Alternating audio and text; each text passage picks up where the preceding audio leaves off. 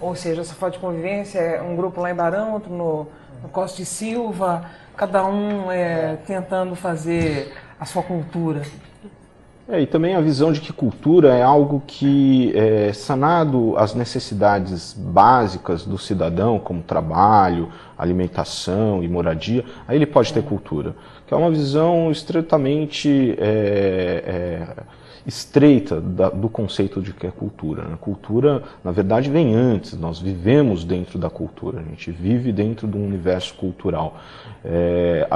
Os nossos hábitos, as nossas maneiras de pensar, as nossas opiniões fazem parte do mundo da cultura. E dentro do mundo da cultura a gente tem as manifestações artísticas, que são manifestações que precisam ser cuidadas, estimuladas, para que a cultura se desenvolva da sua forma, podemos dizer, na sua potência máxima. Então a gente percebe que existem vários grupos, né, que tentam ter um trabalho profissional em Campinas, mas a gente tem um problema de público, né, uma carência de público que não permite uma consolidação desse mercado profissional. Não é porque a gente tem poucas pessoas, é porque essas pessoas não se interessam por isso. Então a gente vê, por exemplo, algumas, e aí é uma questão assim, quando você atrela o produto cultural à estrutura dinâmica do capitalismo, então pessoas que nunca vão ao circo, nunca vão. Né?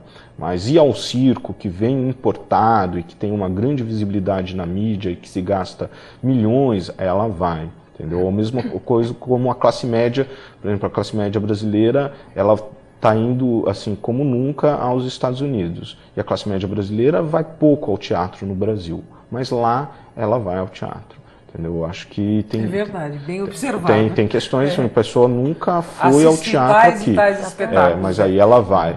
Então você tem, e aí é necessário aqui, no caso, uma política pública de estímulo para que haja a manutenção desses grupos, né? E para que haja condições para que esses grupos subsistam e para que eles se desenvolvam. Mas, inicialmente, aí eu volto à questão da educação, né? Então, por exemplo, você tem jovens de 18 anos, 19 anos, até de 30 anos, que nunca foram ao teatro, ou nunca assistiram uma orquestra, né? E isso é um problema no seu processo educacional. Porque né? se ele não aprendeu a apreciar... Né? Exatamente. Não adianta você levar a criança uma vez no teatro. Levamos e pronto, ela já foi ao teatro. Né? É muito mais do que isso. É muito mais do que isso. Interessante. Você tem que levar e, inclusive, permitir que ela tenha uma vivência teatral, para ver também se ela se interessa pela aquela área do conhecimento. Eu concordo inteiramente com o que você está colocando, porque eu acho que existe... E hoje, de uma maneira geral, né, existem dois modos de produção efetivamente, quando a gente pensa em termos de arte. É claro que eu estou falando do ponto de vista do teatro, porque é a minha área de competência, e nos debates que a gente tem com outras áreas que integram até o movimento, a gente vê que é uma coisa que perpassa um movimento artístico de uma forma geral. Mas a gente encontra, em geral, com toda a discussão de políticas públicas, em todos os âmbitos, estadual e federal, normalmente você divide em dois modos de produção efetivas da arte. Um modo que é mercadoria, é mercadológico, é considerar a arte como um produto de mercado. E nesse sentido é uma coisa complicada, quer dizer, tem até um subsídio como a Lei Rouanet que atende a essa esfera, mas como vive-se da produção de matéria, eu preciso produzir coisas que sejam vendáveis, eu tenho que ter uma rotatividade e uma ausência de continuidade imensa. Né? Quer dizer, eu tenho que produzir muita coisa durante um pequeno espaço de tempo para isso circular e ser absorvido por um mercado. E existe um outro modo de produção, que a gente diz vai quase na contramão desse mercado, que é o processo de continuidade. Tá? E este processo de continuidade acabou caracterizando no teatro, por exemplo, a formação de grupos. Repito que isso não é um fenômeno isolado. Isto é uma coisa que começa a tomar uma proporção, em termos de Brasil, mas é uma discussão internacional. Processo do que você falou? Oi? Processo do que você falou? Que o teatro acaba... Na contramão vem esse processo. Esse processo de formação de grupos e de um processo de continuidade de trabalho. Continuidade. Você não tem mais uma produção que é cíclica, quer dizer, a cada 3 meses eu tenho que produzir um material novo. O Estado gasta uma fortuna, às vezes, com alguma coisa que vai durar 3 meses. Investe 1 milhão num espetáculo, ele vai girar 3 meses e vai acabar. Aí vai investir mais 1 milhão para outro espetáculo, que vai girar mais 3 meses. E você tem pequenos grupos que se distribuíram, quase que fundando espaços culturais dentro do seu bairro. Por exemplo, isso é um fenômeno em Campinas, muito. Exatamente. Isso está acontecendo em Campinas, isso é um fenômeno que acontece em São Paulo, tem tido uma repercussão internacional, até porque as próprias, a cultura de uma forma geral está se questionando com relação, e as artes dentro da cultura têm questionado essa sua função, e a gente percebe que vários grupos começam a se exercer dessa forma, e há um intercâmbio muito grande entre esses grupos, por exatamente uma falta de recursos. Parece que a gente vai voltando, como na Idade Média, né? Vai formando certas... Ali eram corporações, aqui eles vão sendo cooperativas informais. Quer dizer, um grupo vai auxiliando o outro, seja na troca de experiências, seja na troca de público. Então tem uma questão que a gente fala, não há público. O que não existe é a construção da ponte. Quer dizer, o que faz o público chegar no teatro? Porque a gente viaja muito e tem muita gente para ver. E a gente vai para bairros fora da região central de Campinas e tem muita gente para ver. Né? Quando você consegue acessar essas pessoas. Então, na verdade, as soluções, elas existem e estão à mão.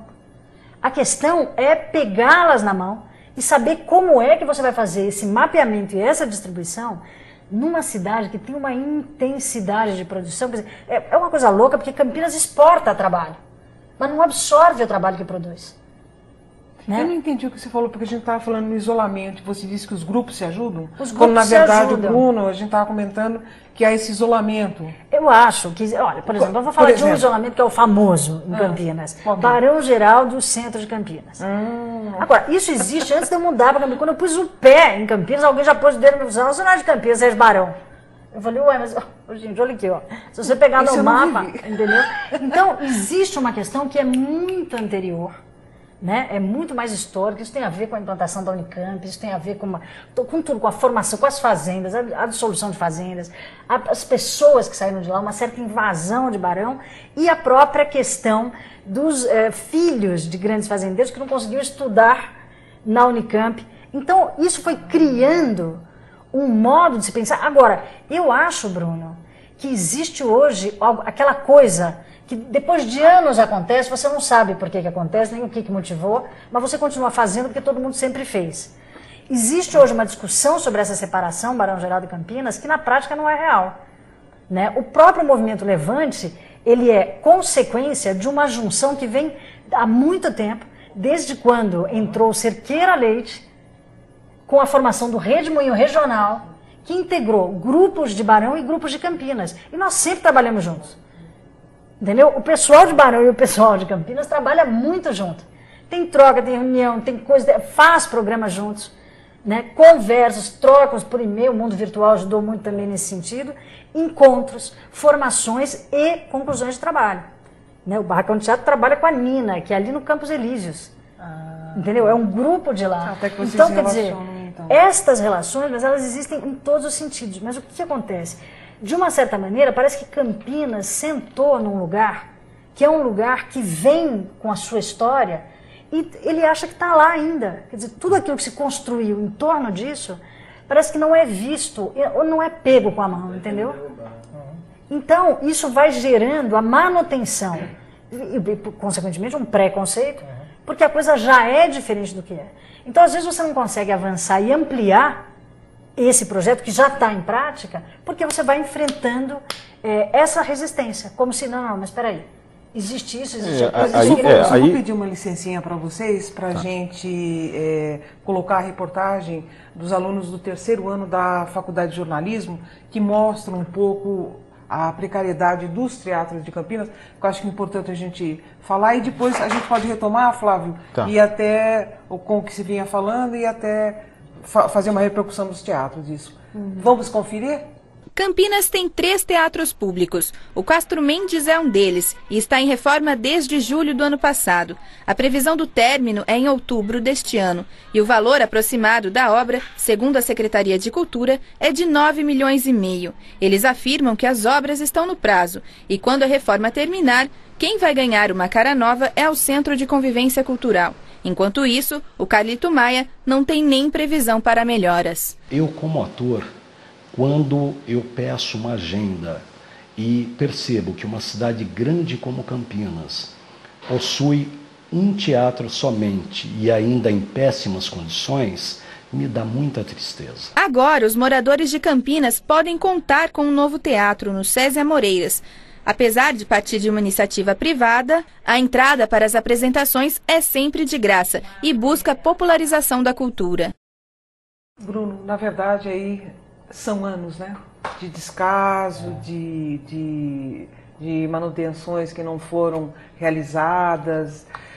Eu acho que a gente poderia aproveitar, eu acho que é uma curiosidade de todo mundo, Bruno, desculpa até, essa questão do orçamento da Secretaria de Cultura, ele é diferente de outras secretarias? É tipo assim, cada um tem uma especificidade e, na verdade, o que sobra fica para a Secretaria de Cultura, eu estou errado? Ele é diferente na medida em que é inferior.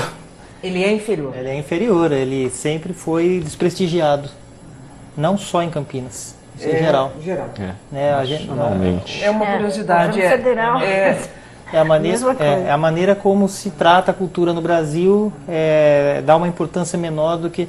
É claro, eu até concordo que no momento em que Campinas atravessa uma crise política, em que está em dívida, me parece que 280 milhões a prefeitura está devendo para o município, é claro que nesse momento a prioridade tem que ser saúde, educação, isso não te discute. Agora, que a pasta de cultura, ela parte do mesmo ponto, mas com menos condições de realizar um trabalho decente por falta de verba, isso é fato. Isso é fato e não é agora. Não é agora. Não é de agora. Não é de agora. Eu vou esperar eles depois, se der tempo ainda nesse bloco, em função dessa situação da precariedade dos teatros, do que você pretende sair correndo atrás primeiro? Tá, Joia, você quer dar uma comentada em relação aos museus? A questão anterior, Flávio? Eu acho que assim, a fala da Tishi me fez pensar um pouco sobre será que o problema também não está no modo que a gente encara a questão? Talvez a crise na cultura não seja porque a gente fica insistindo na implantação de um modelo de política centrado na produção de produtos ou em soluções importadas. A gente observa que sempre o outro, em tal cidade ou em tal país, funciona de algo melhor e talvez a produção cultural não esteja passando e repensando a sua forma. Então a gente vê instrumentos antigos como os teatros tradicionais tendo um problema que não é um problema de hoje, é um problema já de longa data, de falta de manutenção, e ao mesmo tempo você tem um teatro vivo se formando na base da associação de várias pessoas em grupos menores e que vem se tornando uma rede e que a sociedade campineira não consegue enxergar isso porque ela ainda está na cabeça com um modelo de cultura diferente. Então fala, olha, será que também não passa por mudar a referência do que é uma gestão cultural, do que é produção cultural, como que a gente consegue dar? E eu acho que o Bruno coloca bem essa questão que ele insiste nesse esvaziamento do espaço público, né? Então, que faz com que a gente tenha a impressão de que nada está acontecendo. Então, acho que às vezes a cultura é um elemento, assim, apesar da gente sempre considerar como um elemento menor, no meu ponto de vista, é um elemento central, é da onde você inventa a vida. Maior, né? Exatamente. Com menos doente. Exatamente, da onde porque na cultura a gente inventa a sociedade. É na cultura que a gente inventa o nosso modo de ser, as nossas crenças, os nossos costumes.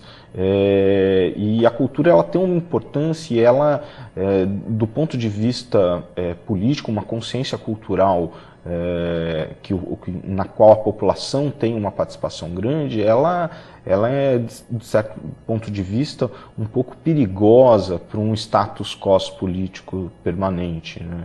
Porque permite que as pessoas alterem o que não está dando certo, né? Fala, olha, será que ter teatro da maneira que a gente tinha, um prédio, isso é ter teatro? Então a gente sempre fala assim, tem teatro em Campinas, a gente se refere ao patrimônio arquitetônico. Espaço físico, né? né? Espaço físico. Aí falam assim, não, teatro são atores, são pessoas pensando teatro, isso é teatro. Não adianta você ter o prédio, se não tiver o prédio, não tiver essas pessoas, você não tem teatro. Entendeu? Isso vai ao encontro, desculpa Flávio, mas isso vai ao encontro total do pensamento do Levante Cultura, por exemplo, que é essa fusão desses artistas todos. Mas o Levante Cultura eu vou deixar um espacinho no segundo bloco para explicar direitinho para o telespectador como ele funciona e qual a política se levante. Então eu vou retomar isso aqui, só me lembro que a retomada daqui na... É, a sua retomada e a do Bruno em relação à questão do sucateamento dos teatros. Mas no próximo bloco, o programa Campinas, os desafios da metrópole,